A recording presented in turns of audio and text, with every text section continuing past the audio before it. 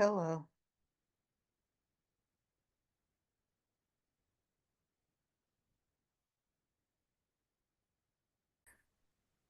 We are now recording, friends, and I am going to do the intro and then we'll get to going. Welcome to A Mindfulness Experience with access to Integrative Medicine Health Institute, the GW Office of Integrative Medicine and Health, and the GW Resiliency and Well-being Center. AIM is the first 501c3 nonprofit in the Washington, D.C. metro area to provide integrative medicine services to low-income and terminally ill patients, regardless of their ability to pay. The office is a global leader in integrative medicine, focusing on professional development and community outreach.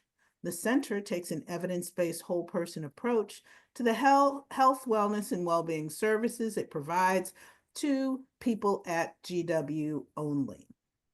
Today we have with us Ellen Goldsmith, acupuncturist, Chinese medicine herbalist, educator, and founder of Pearl Natural Health. With us today, coming back, is Yael Flusberg, who is a resilience coach at the GW Center for Integrative Medicine, a yoga therapist with all kinds of certifications and licenses. Did I say Reiki Master teacher? I think I forgot that one. She works with the GW Cancer Center. She is a poet and the founder of Yoga for Resiliency. Ellen is also the author of Nutritional Healing with Chinese Medicine, 175 Recipes for Optimum Health. Ellen is giving the wellness talk, and Yael is leading the mind-body session. So, people, you are in for a treat. But before that, Misha probably has stuff he needs to tell us. Of course.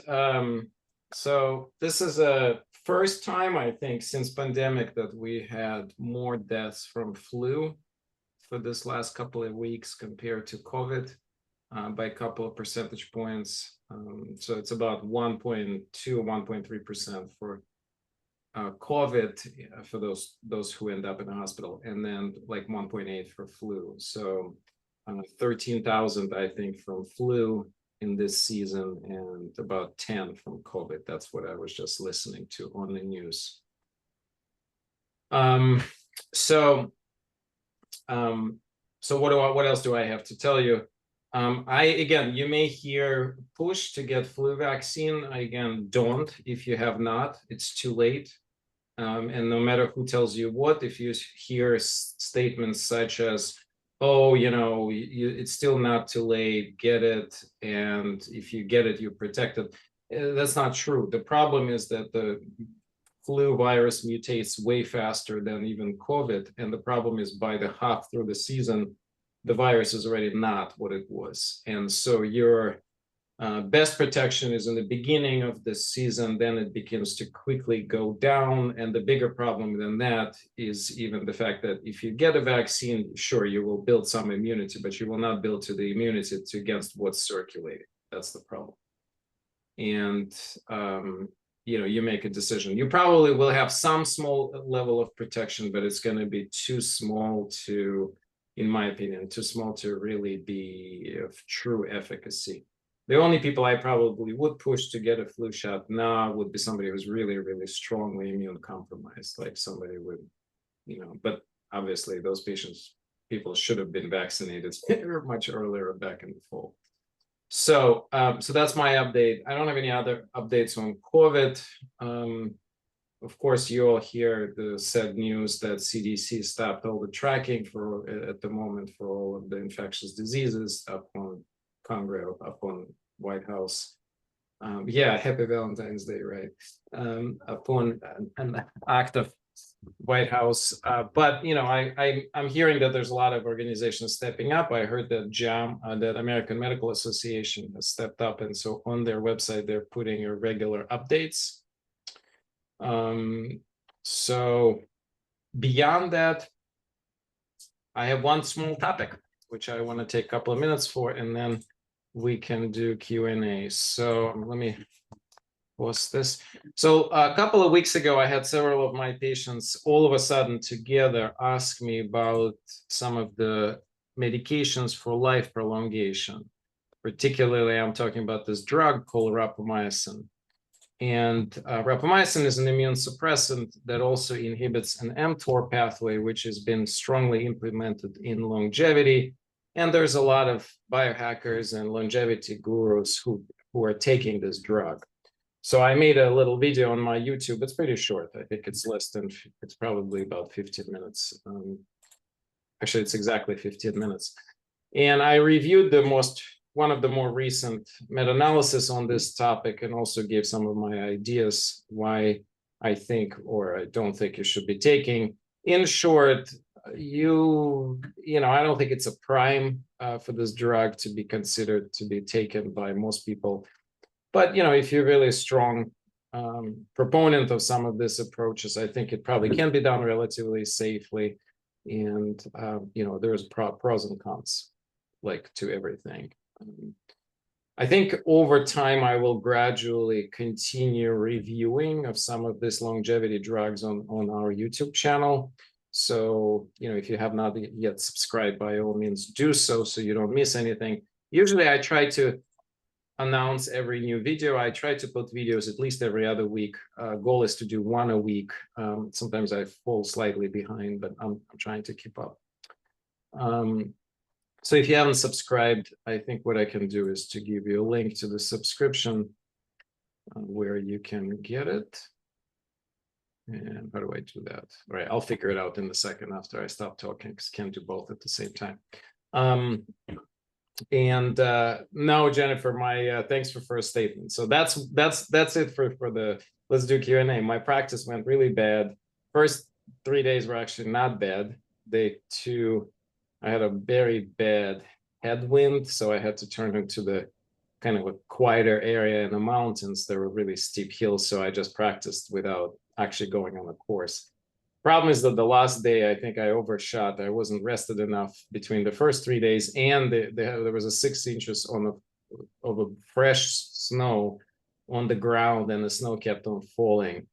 And I just wasn't prepared for that it was just way too much work. So I had to give up after about 3 hours, because I just felt completely drained. So I'm not prepared, but I'm pushing. I don't know. I know it's crazy, but at this point, I'm not planning on any time. I'm just planning on enjoying myself and crossing the line. Good news is that because there was all this snow, they have a wonderful trail. So they are going full course from Cable to Hayward without the loops as they were originally planning. So I'm gonna actually put a link to, if you wanna track me, if you get excited about this craziness, if you wanna follow me, you actually can at no cost to you. So what I'm gonna do is, let's see, where is this? Okay, so, yeah. So I'm going to put this, you can do it on an app, or you can also do it on a website. Basically, it's just a tracking app. I'll have a chip, and this is my own track number. So if you click on this, you will see me there. And you can even, on the app, I don't know about the website, but on the app, I know for sure that you should be able to track live where I am on the course. So I think I'm starting last, so there's a different wave. So I'll be in the last wave, and we'll probably be starting around 10 o'clock. So it's 11 o'clock our time here, or wherever you are, Eastern Standard Time. So it's at 10 o'clock in Wisconsin on next Saturday. So basically a week from 8 days from now. And the temperature is supposed to be, looks like we're really lucky with the weather. So it's very little wind. Pretty clear sky, and about 26 degrees, which is kind of perfect temperature. A couple of degrees above would have been even better. I like when it's a little above freezing, the snow gets a little faster, but it is way better than how I practiced. One day I practiced in sub-zero temperature, so that was brutal. That was just rough. It's not only you getting cold, the problem is if you push in some parts and you sweat, then when you go down on a hill, downhill, you cool off rapidly, and it's really unpleasant. So, so yeah, anyway. And Janet also has the link to Fundraiser. So if you like my craziness, want to support this, by all means, this all proceeds go to AIM. And I'll just gonna repost this here. And let's do a couple of minutes of questions, so maybe a minute or two. I want to end. Let's try to end before 2:20. Let's try to do like 2:15, so maybe 3 minutes for Q&A, because right now I don't see any questions. So.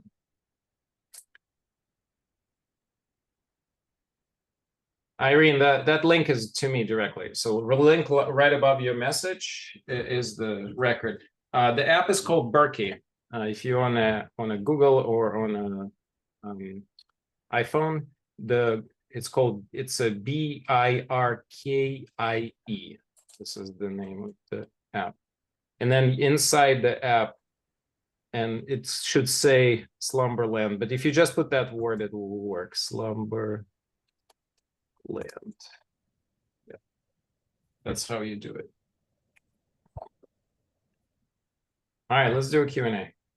How is this flu presenting? Just like every other year, mostly high fevers, feeling fluish, feverish, muscle aches. Not any different than the typical flu. So I don't have any other updates on that.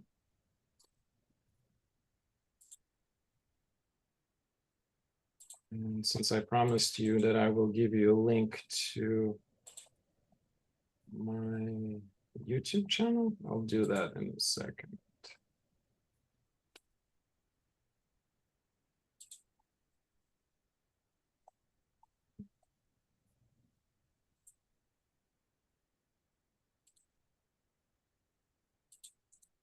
I think this is the right link.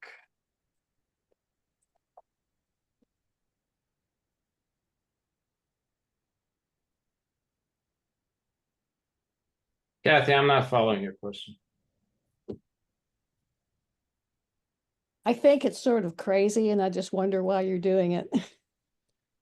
Yeah, that's exactly, I don't know. That's crazy. And that's exactly what my wife keeps telling me every day.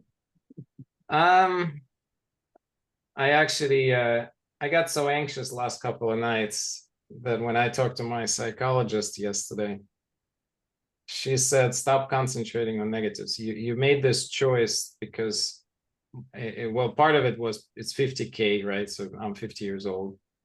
And partially I wanted to do some fundraiser for my birthday. So I felt that this would be a fun way of fundraising for AIM instead of doing something else. And, and also like I had a stressful period last year in my life, and I felt I needed to pick up exercise more, and I needed a goal. So, and I'm very goal oriented. So when I picked a goal like this, I'm not a person who's sort of backing up on stuff usually. Sometimes I do, but most of the time I just not walking away. So I signed up. I had this idea. I signed up right away when the idea came to my mind, and I never looked back. And is it crazy? It sure is. And will I get in trouble? I don't think so. I mean, I'll finish. I think I'll finish, even if it's 5.5 hours, whatever. I'll finish. I'll just be completely drained, but it's okay. It's not, and it's the race itself turns out to be in a pretty nice weather, not a whole lot different than right now outside, and But your question is well taken. My wife, I'm sure, will agree.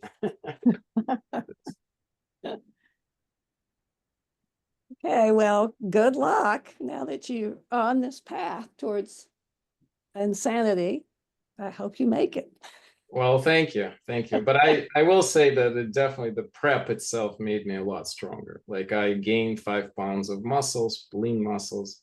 I lost 3%. Not that I had a lot of fat, but I went down from 9% to 6% body fat. I feel dramatically more resilient. Like I hadn't had any colds or any illness in the last 12 months. I feel a whole lot better endurance on and all. Like I remember when I first started doing the heels, I was like, this is fucked up. Like, I'm sorry. I was like, this is just stupid. Like, I just signed up to kill myself. After about 3 months of this, I'm like, I can actually do this. Maybe it's slower than I would love to, but who cares? So I think a lot of this mostly was giving up expectations one step at a time. Like, first I had one expectation, I gave that up, then another one, and now it's like, it's really good process for my ego. Just let go. I mean, I'm not doing this for result. I'm doing it for fundraising and for fun. And, so yeah. Yeah, Benita, I'm doing a 50-kilometer cross-country skiing race, the largest race in North America. There are links in there, so I'll reshare it for you. And with that, I don't see any other questions. I guess I shocked people so much that no one has any questions. That's fine. We can hold questions to next Friday. I'm actually going to try to do this. I'll try to be here because it will be a day before the race. So I'll be there, but I should have a connection. And with that, Ellen, thanks so much for joining us. You've been here multiple times. I think people already know you quite well. I think you're such a wisdom keeper. So what do you have for us today? Well, yeah, I've been thinking a lot. We are in extraordinary times and so challenging on so many levels. And I've been just thinking about our hearts. And it's Valentine's Day, right? And so I thought I would do something on the heart. And yeah, I always talk about food, and I'm definitely going to talk about that. But I wanted to talk about the heart from a different perspective as well. Because I think we all need a lot of heart right now. And we need our collective hearts as well. And because, our health isn't just our physical health and, lab tests and all of that. We all know that already because we're all here in integrative medicine. But especially in Chinese medicine, we look at, not just our physical health, but our mental, emotional health, our spiritual health. So I have a little PowerPoint. And so can I share that with you?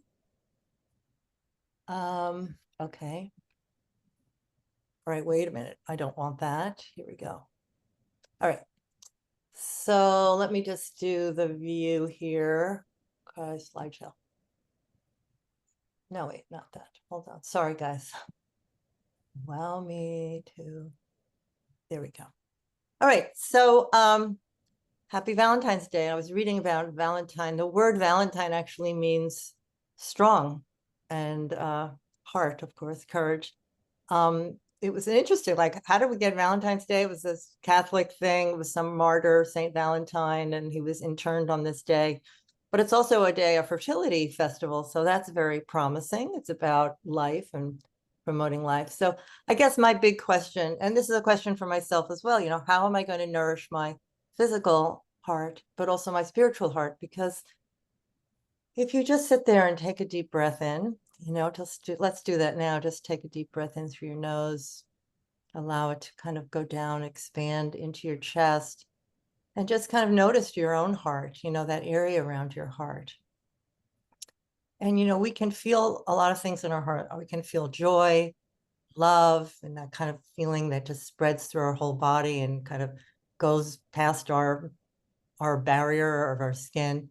We can feel heartache, we can feel heartbreak, we can feel so many things in our hearts. So, the question is, how do we nourish ourselves, not just with food, but in our relationships, in our community, with ourselves? How do we do a lot of self-care for ourselves as well? And so, just according to Chinese medicine, I just was kind of looking some things up. They think of the heart as like a lotus bud, and that's what this is. And the lotus is really an interesting plant because it emanates out of the mud. And in Chinese herbalism, we use many different parts of the lotus. We use the lotus seed, which is kind of a nutty-like seed that you can put in rice and soups, and it's in herbal teas. It's a tonic for the heart and the lung, and it also helps with sleep. You can see the leaves in the sand, in the water there. If you ever go to a Chinese restaurant, you can see those. There's a dish with lotus leaf, and we use the root, which is a really beautiful root, and it's almost like jicama, and you can chop it up and you can put it in soups, you can stir fry it, you can steam it, I like to put it in the oven and roast it like potato, and you get these kind of lotus chips. They're really nice. But in Chinese medicine, we see the heart as, of course, it's like it is the thing that makes us stay alive, right? When our heart stops, we're done. But it's also the center of our consciousness. It houses our spirit. And so we want our heart to be healthy physically, and we want our heart to be healthy emotionally and spiritually, so that we can have a clear mind, because we say that the heart houses our consciousness and our mind, and it has a direct relationship to our mind up here. But also in Chinese, Shaoxin is the stomach, and it's a word for stomach that means small heart. That old saying, like the way to a man's heart is through his stomach. Well, it's also the way to our hearts too. It's like what we eat and how we digest what we eat. So I was looking up the word courage, because if you know the word in French, cœur, it has this, parallel. And I was like, what is the origin of the word courage? Because that's what I feel like I need right now, and in many different ways. And its origin is heart, the seat of emotion. So again, when we nourish our hearts and we nourish our spirit and we keep our spirit clear, it gives us a stronger heart. It gives us stronger courage, and not just to meet the incredible challenges out there in the world, but also the challenges with ourselves. Like, I know I've been really wrestling with a lot of worry, and how do I not let it overtake me, or kind of pull me apart, my nervous system. So I've been really doing, a lot of meditation and just breathing practice to help calm the nervous system, to calm my own heart, so that I can give to myself and to others. And also, I love that the words for heart is also commonly a metaphor for inner strength. So there are a lot of really good reasons to nourish our hearts, and to feel our own hearts. And one practice I like to do is just imagining someone I really love, and just breathing into my own heart and imagining that. And the feeling I get in my own body, in my own sensing body, is really wonderful. And I know that you all have experienced that at some point, some time.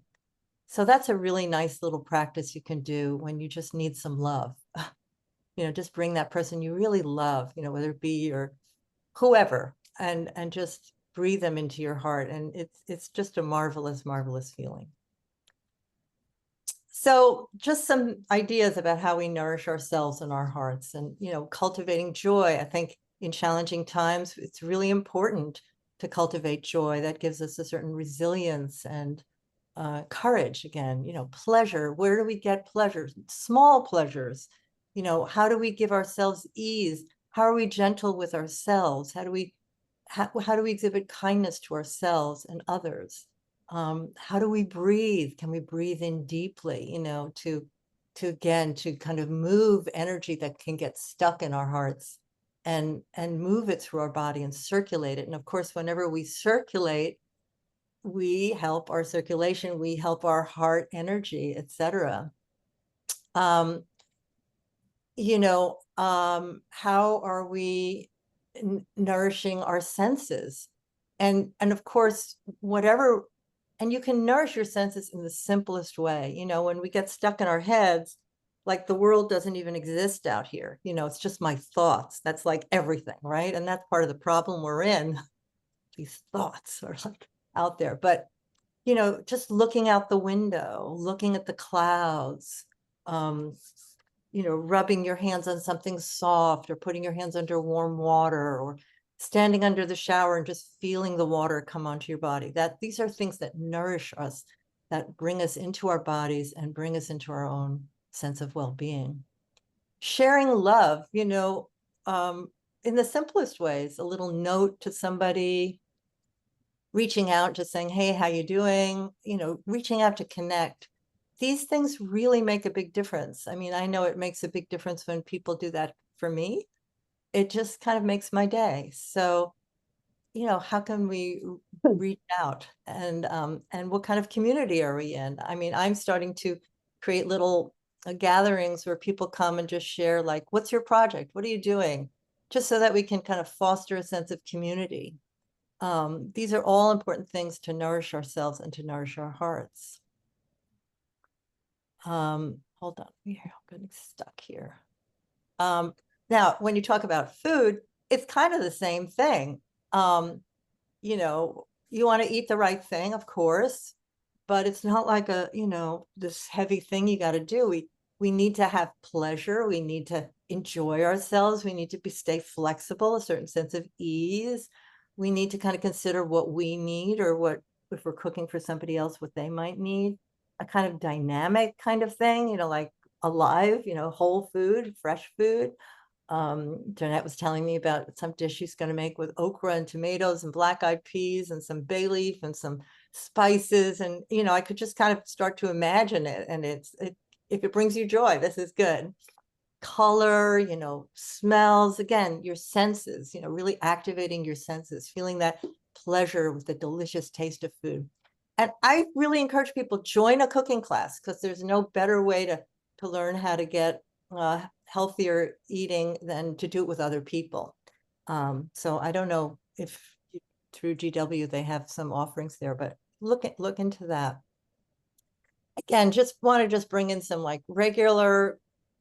I think you probably all have had exposure to this, but these are heart healthy foods. Dark leafy greens. Explore like the bitter greens like chicories and escarole and frisee and dandelion greens, and little spicy greens like arugula or mustard greens. Nuts and seeds, of course, it was great, good quality oils, essential fatty acids. Eating whole grains, whether it be brown rice or oats or millet or amaranth or teff or quinoa. These are all really good grains. Cold water fish, good quality oil.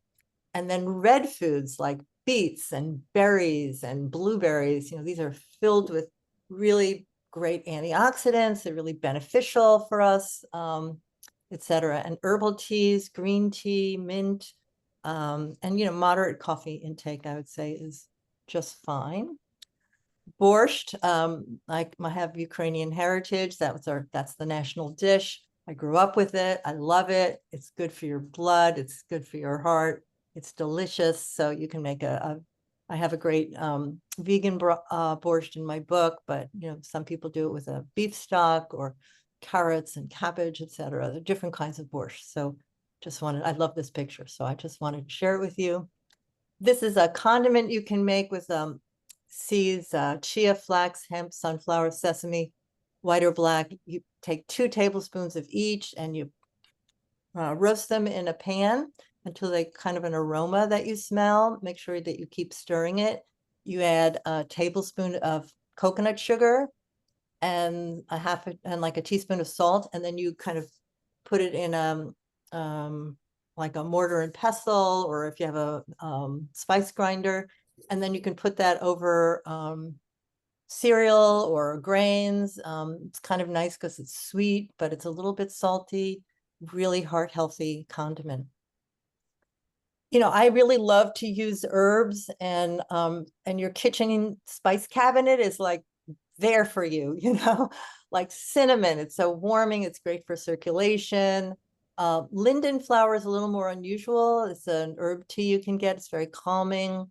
And again, when we're calm, we feel much better. So you want to really, when you're feeling tense, it's really hard for your heart to relax. It's hard for your mind to relax. So you want to get things like that. Goji berries. I don't know if you can see that. Okay, yeah, those are like, you can get those in the store. Teas like, these are some chrysanthemum. I really like Chinese chrysanthemum tea, but chamomile tea is very calming. This is a little more unusual. This is hawthorn fruit from Chinese herbs. Sometimes they make it into like a fruit leather. Hawthorn berries are very good for the heart, for circulation. Cacao is really good too. Of course, lower sugar is much better than, don't get the milk chocolate, too much sugar. Lemon balm, lavender, like chrysanthemum, like I said, these are just some herbs that you can look at. bringing in. This is a herb tea I make. The white is the chrysanthemum flower, the green are nettles, and rosebuds. You can get those in Middle Eastern stores. You can buy them online. They're really nice to put in tea, or you can mix it in a spicy herb mix. Whoa, let me go back one. Did I go? Oh, yeah. Okay, so I'm a big fan of our former Surgeon General, Dr. Vivek Murthy, and he spent a lot of time talking about our mental health and about the plague of loneliness that we're all in. And he did a beautiful little booklet called Parting Prescription for America. You can find it online. And what he's really talking about is how we build community to become fulfilled. You know, how do we cultivate our relationships, our service, our purpose? But I love this because I think this is good for our hearts too, you know, that sense of belonging and being part of something, and you know, being part of AIM, you know, being here together in fellowship is just a really wonderful thing.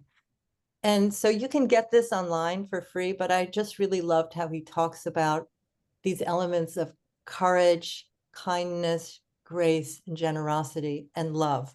And I'm such a fan of his that I watched his parting thing at the office when he was leaving.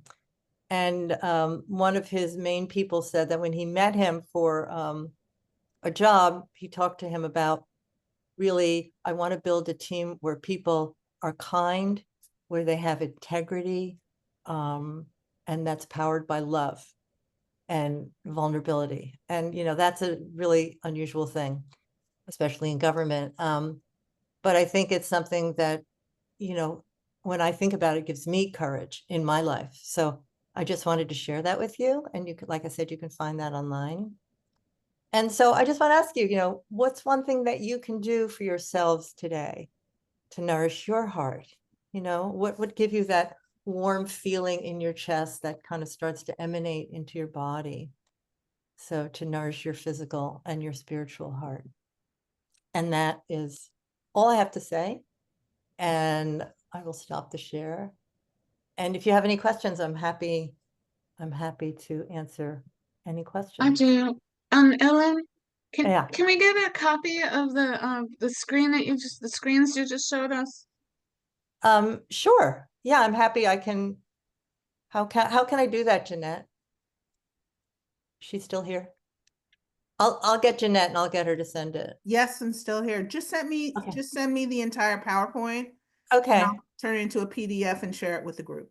Okay, great. Yeah, I'm happy to. Thank you. Sure. Do you have any other questions or thoughts? I mean, any kind of, you know, how are you nourishing your hearts? Let's share that. Let's give each other some courage, as they say.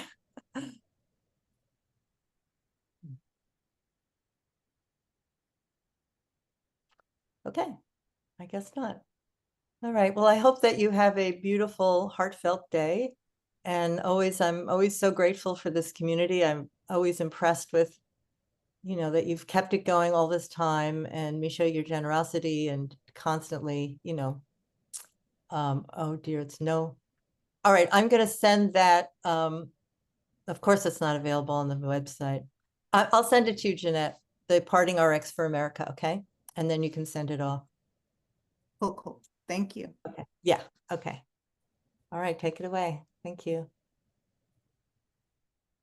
Ellen, that was wonderful. Thank you so much. I feel like everything I'm going to talk about, because it is Valentine's Day, we're both really focusing on the heart. Oh, and just listening to you really nourished my own heart. And I, some of you know me more from movement stuff as a yoga therapist, but I also think it's important to look at how we're feeling and how emotions can be related to the nervous system. A lot of us have conditions that also affect the nervous system.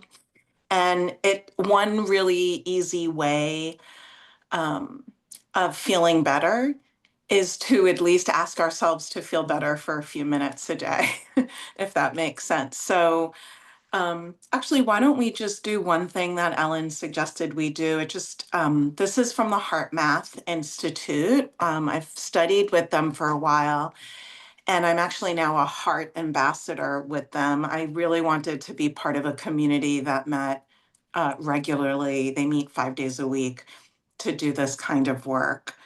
So we're going to do a few different techniques from them, and then I want to talk a little bit about just because everyone here is really smart and kind, but I wanted to give you a little bit of sort of like grounding in why this actually works to sort of, and I think that this plays really beautifully with everything that Ellen just said. So let's just go a little bit into the heart. I'm going to invite you just to take a comfortable or an easy seat wherever you are. And maybe don't look at the computer screen. Maybe feel free to turn away. I've got a window in front of me, so there's actually bright red berries in my yard, and so I'm just going to gaze at that. You can also close your eyes if that's comfortable for you. For some of us, it might feel comfortable just to place a hand kind of over our heart, or even two.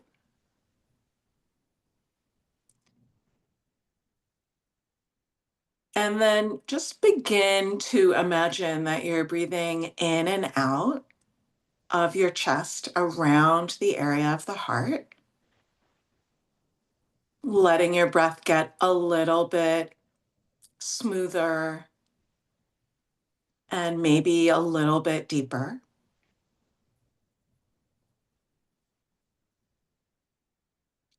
Noticing any sensations of warmth or ease.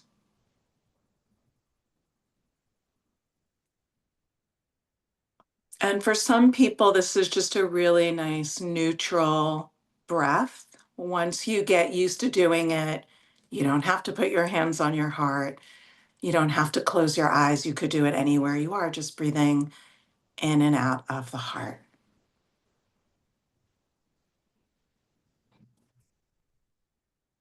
Okay. And then come back. So that's like the quickie coming back to neutral in the heart. And I don't normally do this, but I'm going to share a PowerPoint as well. So just bear with me for 1 second. You guys can see this, right? Okay. All right. So I'm being a little cute here. Getting to love, especially on Valentine's Day, is a good way to build resilience. Because of how love and other positive emotions help us feel. So emotions are not the only, but they're an important driver of how we perceive the world, how we act in the world. And it has there's literally thousands of mechanisms in the physical body that are affected by our emotions. And we have all seen this in our own life when we go into a state, for example, if we just even think about the first time we fell in love, or maybe there's someone, or Ellen asked us to think about someone we love. Maybe it's an animal. It doesn't have to be a person. Maybe it's a person that's no longer here. But when you think about someone you love, pretty soon after our nervous system begins to downregulate, there's a calming that happens with that. And it works the other way. I'm not going to take you there, but right, we've all been pissed off before as well, and that actually will change the nervous system in another way. Emotions, yogis like myself like to say that emotions are energy in motion in the body. This diagram comes from a study that was done in 2013. I can't Okay, hard for me to multitask right at this second. I'll put it in the chat afterwards, but it was out of Finland. And I thought it was fascinating. They did it with people throughout Europe, including immigrants in Europe, right? And they seemed to find that there were universal frequencies that could be detected in the body around emotions. So, for example, like, can you guys see when I'm circling around with my arrow? Yeah, thank you. So like depression was very almost like you couldn't feel anything in your torso, and then the arms and the legs are so heavy. How many of us have been there where it's like we can't just get the energy to get up? Whereas love, it's like the whole body comes alive, and I love how it's even like an orange and red in the body. Some emotions happen much higher up in the body, like anger, and some of them seem to happen a little bit like lower in the body, like pride, which is here. It's almost like we get stuck in our ways. And again, I'll put some of these links in the chat, and I'll share this with Jeanette afterwards. So the Institute for Heart Math, look at this. So this is the field that your heart creates. Your brain, although your brain is a work of magic, the electromagnetic energy from your brain only goes about to the skull. It doesn't go much further than that.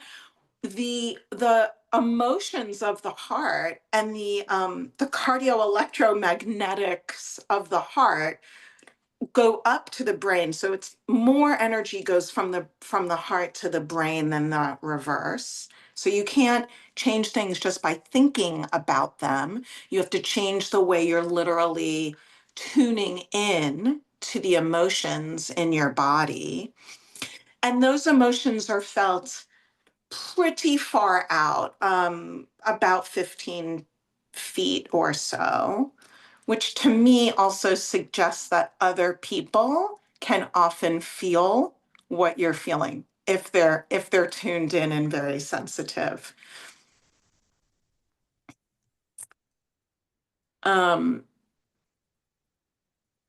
So also, Ellen, I also so appreciated the way that you were in your talk. I sometimes, because everyone always says, oh yeah, Elle's the woo-woo lady.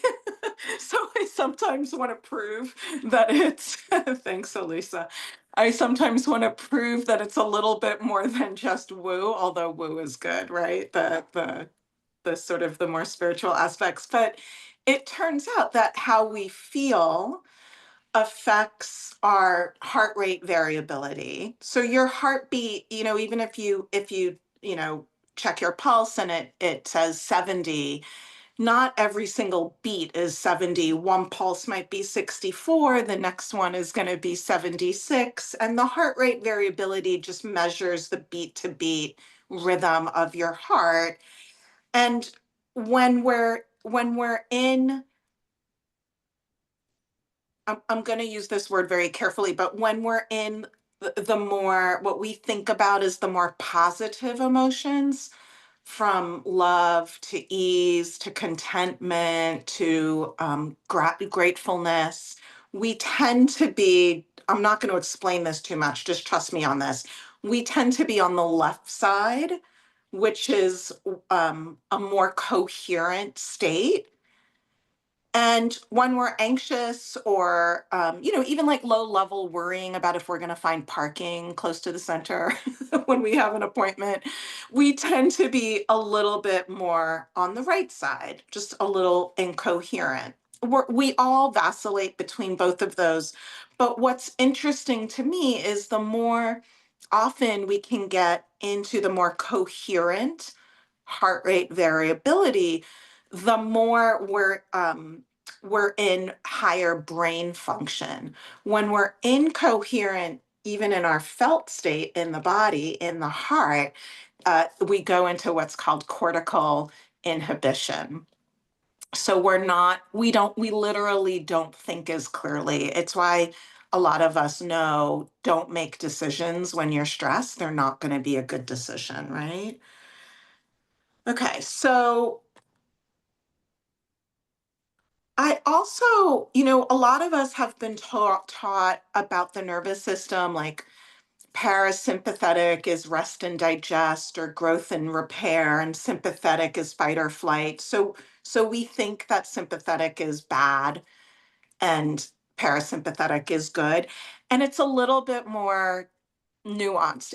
I believe that everything in our bodies is more complicated and nuanced as it is in our political environment, our cultures, right?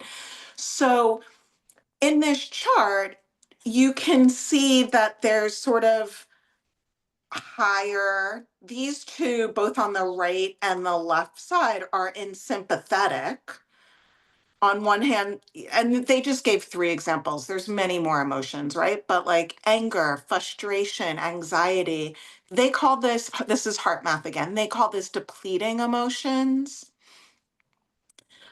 And these are sort of at the high octave, but if we go down to even parasympathetic, there can just be a quiet sense of burnout or resignation or resentment. Like they're so low level that sometimes we don't even notice them, but these can also really drain our energy. They can be depleting. And on the other side, so on the left side of the grid are the more depleting emotions, and on the right side of the grid are the more energizing or renewing emotions. And those are high and low too. You have sort of excitement, passion, exhilaration, enthusiasm. Those feel wonderful. And then, just a sense of ease, contentment. Sorry, there's a cat walking by.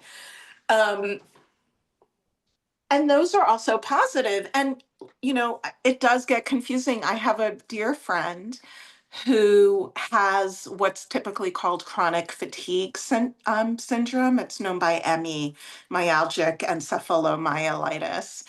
And she's also a performer. And she has to be so careful. She just did a performance yesterday and we debriefed about it. In the past, after a performance, she just got so stoked and she would be so excited that then she would crash and burn for like 5 days after. So she has to really, for herself, take care to be in a good, positive state, but more on the parasympathetic side, like just content, just ease, go for a gentle sit out in nature. So actually, what I'd like for us to do for a second is just let's go ahead and I'm going to stop the share just for a moment so that you're not. Yeah. So let's just go ahead and we're going to come back to the heart math. So uh, the first step is just heart breathing. So again, just find something. And if you need to like move your neck around or move the body at all, that's fine. Allow yourself to have your eyes be soft or closed, hand on the heart or not, and then begin to take some deeper and smoother breaths in and out of the area around your heart.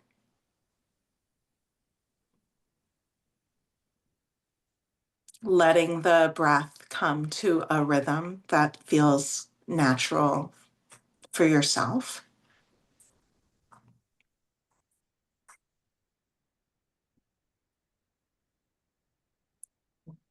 And then I'll invite us to activate a positive feeling. It could be that in love feeling, but I also want to honor that Ellen was talking about a sense of belonging, which is a toward emotion as opposed to an away emotion. So maybe it's appreciation or it's you think about the last time you felt a sense of belonging.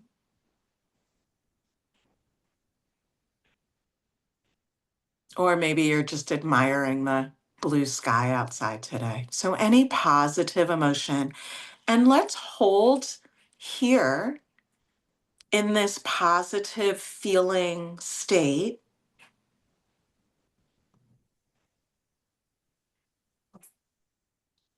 We don't do it to cover up anything, any other emotions that might be here, but just to put a positive feeling at the forefront for these minutes, kind of like filling up our gas tank.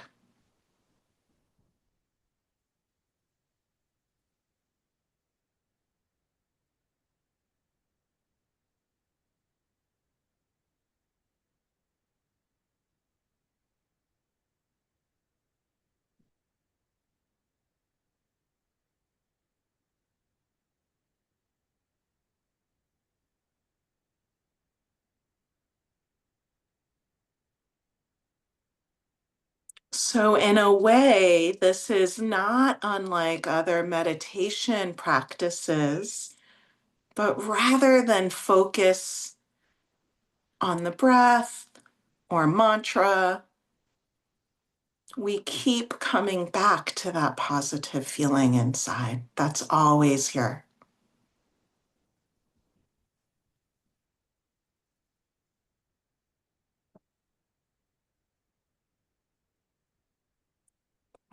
Let's just take one more big inhale and an exhale.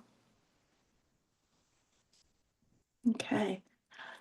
One thing that I forgot was to ask people if they have a pen and a piece of paper, being very old school. Because what I would love to invite people to do is just to draw, that kind of chart that we just saw. And on the vertical line, on the top, is when we're in the high heart rate. And on the bottom is the low heart rate. You could think of it as the sympathetic and the parasympathetic. So SNS and PNS, just depends on your framework. And then on the left side, you can just do a negative sign for depleting emotions. And on the right side, a positive sign for renewing emotions. And there were some that were on this slide, but I'd love for you guys, by the way, if the emotion stuff is too touchy-feely for you, then just call it assets and deficits. Fine, it doesn't really matter what you call it. But I'd love for you guys just to take a minute and jot down maybe any emotions from today or from this past week or two. For those of us that live in DC, things that are happening politically can feel extra intense. We're a little bit more connected to it. But in any day, even when there's hard and challenging stuff happening, your cat might walk across your computer screen, right? So just take a moment to jot down anything. And if you can think about what's like a little higher of a version versus lower, that's fine too.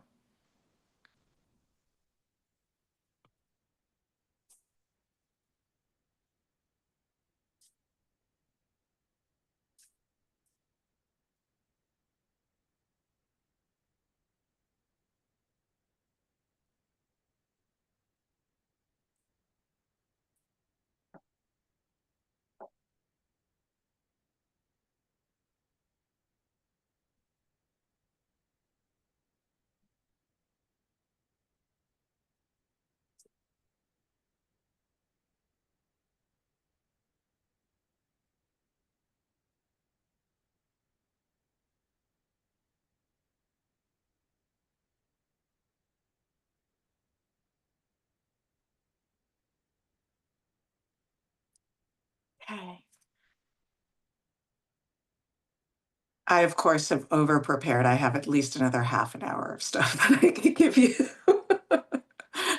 I'm a very nice type A. I've just regulated my nervous system slightly down. Let's do this. Let's do this.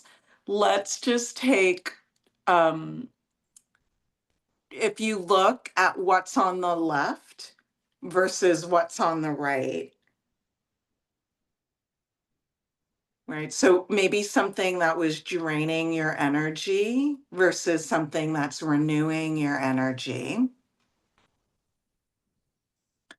I'd actually like for us to focus, because we don't have very much time, just for another minute or so, on the list that you've created on the right. And we're gonna really actually look at your list, what's on the right and what's on the left. Let's take one thing that's on the left. This is actually going to be a little bit less bullshitty. Let's take one hard emotion from the left. Okay, and just kind of circle it or acknowledge what it is. And then we're going to go back to just the heart breathing. So we're coming back into neutral. Look at whatever you want to look at, maybe off screen, maybe one or two hands on the body, taking slow, deep breaths in and out of the heart.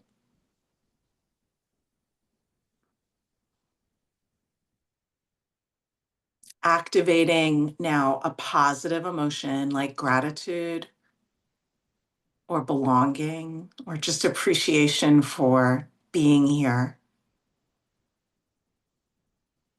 The love that's gone into creating this circle for so many years. And then imagine that you're taking that kind of challenging emotion and you're folding it up in a piece of paper and you're putting it right in the center of the heart. You don't have to fix it in any way. We're just soaking it within the positive emotions of the heart.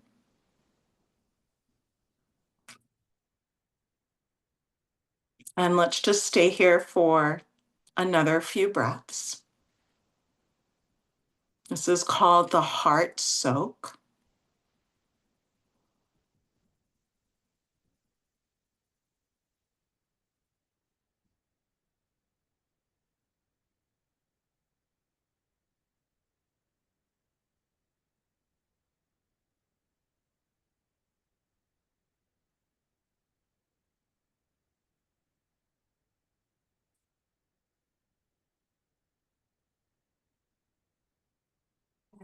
And then as you're ready, just coming back to our space, and know that sometimes just doing this, the right answer will come to you a little bit later on in the day. So there's no problem with negative emotions. They tell us something that we need to listen to. They're just energy and motion. Thank you so much. And I'll also stay on a little bit longer. I know Misha said he would do that as well. Well, thank you, both of you, so much. Such a needed practice on a Valentine's Day. I hope you all have something special planned. And we'll see everybody next Friday. I'll stay around here for a little bit.